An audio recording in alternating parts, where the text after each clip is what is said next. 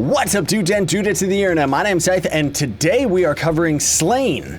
Again, we already covered this game a while ago, and needless to say, while playing it, I was kind of struggling with the fact that it was not really good. You know, the controls were very unresponsive. Still a very cool game, and especially artistically, it's on a whole other level with its pixel art. Even the production and the music and everything like that, everything about this game hits hard, except the controls were...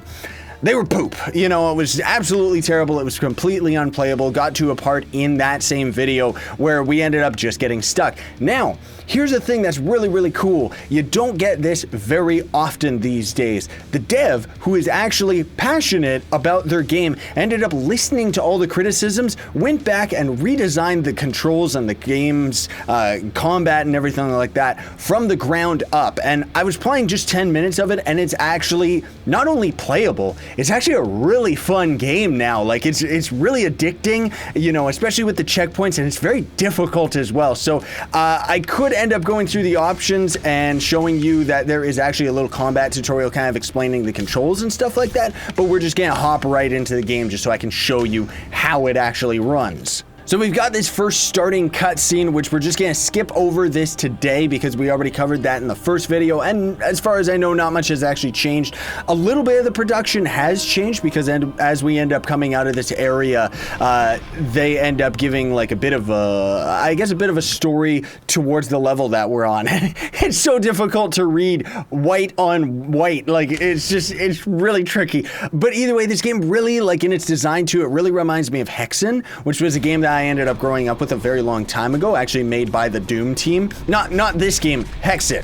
I guess this guy is kind of like the Blood Knight or Black Knight, kind of similar to the last boss or your rival, I guess, in Shovel Knight. That's what that kind of reminds me of. So I can't really explain, like that's the one thing about a video like this. I can't really explain to you how the controls have gotten better. I can only say that it's playable now. And of course we're playing with a controller, and it's so much better. Like seriously, everything about this game actually hits now. And if you were kind of on the fence as to whether or not you wanted to get a game like this, because you know there was bum reviews and everything like that, everybody was complaining about how the controls work, and it all works better now. They also have like a proper tutorial where it's instructing us how like what all of these different items do, giving us all the different attacks and stuff like that. Also, if we can, I can't really, oh come on, let's do it. Perfect time and block, yeah! If you get perfect time and counter, you can actually like get a devastating attack on them. Very, very cool. Press right bumper to fire a mana spirit as well. Hold it. When the mana bar is full, you can press right bumper while crouching to release a devastating mana blast, which we're not gonna need to use on any of these little scrubber enemies. So much about the game has changed. Like seriously, it feels completely different. This as well is just, rather than being a beginner's trap, it's actually instructing us that if we ended up touching those spikes, it would be an insta-death. And they also ended up changing, come on dude, yeah, you can deflect. Now that is tight. That is tight. Like seriously, that steps this game up to a whole other level. I love games like that, where the skill is up to the player rather than it being something that's just cheap, you know? Now, this is just a monster spawner, which I don't think we can actually end up destroying.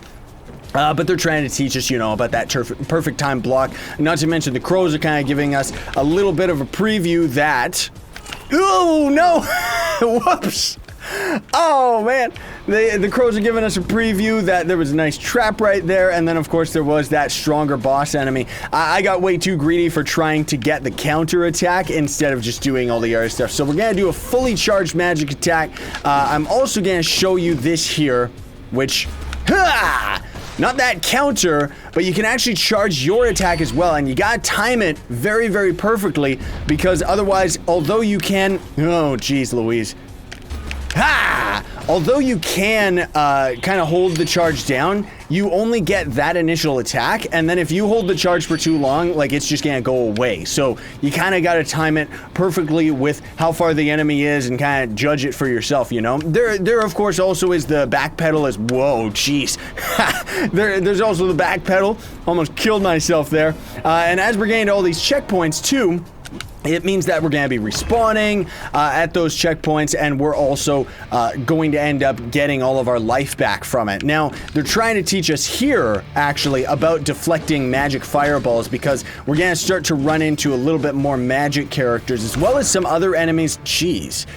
Take this, you old wizard, and take one of my spells, too. Oh, jeez. Never mind.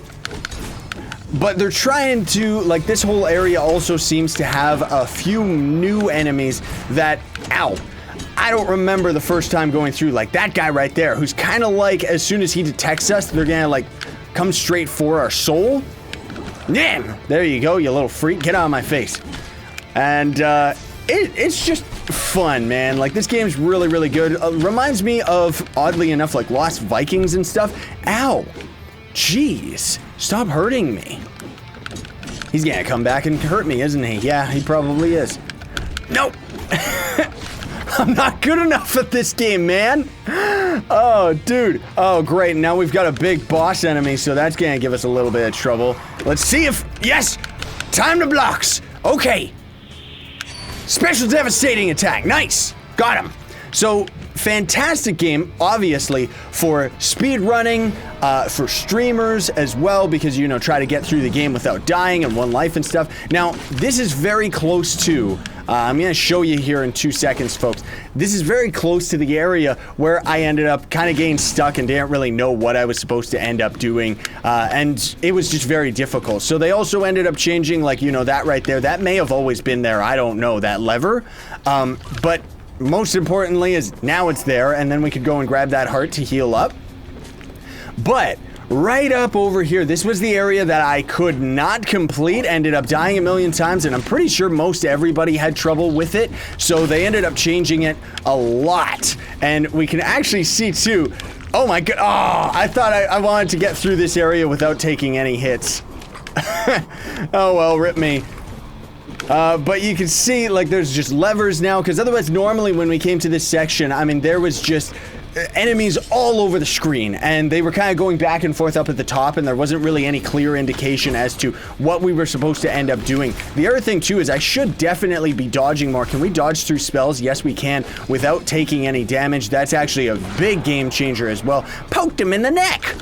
And...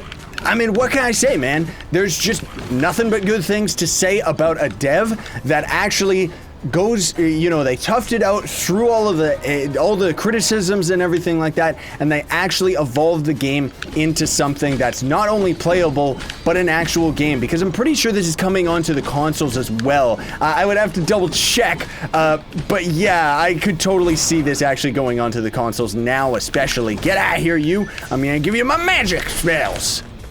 At least that charged up magic spell is kind of phasing. You stupid old skeleton man! Jeez! There we go. So we'll get up to this next section here, and then there's just like a quick, I just wanted to show you this, that the environment comes around and starts being a little bit more dangerous further on, and then, ooh, time that one perfectly. Oh boy, nope! Oh no! Oh no! I'm getting too greedy! No! Alright, well, we got slain.